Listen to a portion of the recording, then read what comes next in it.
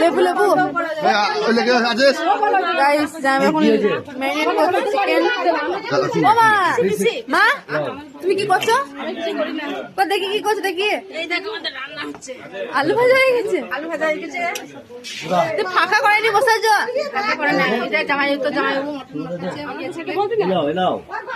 ও হো হো চিকেনটাকে তুমি করবে না জামাইবু করবে? জামাইবু করবে। আচ্ছা আচ্ছা নাড়ো নাড়ো খুন্তি নাড়ো দেখি। আলুগুলো কি সুন্দর ভাজা হয়ে গেছে।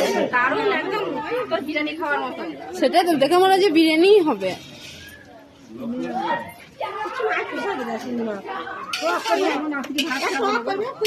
আর চিকেনটাকে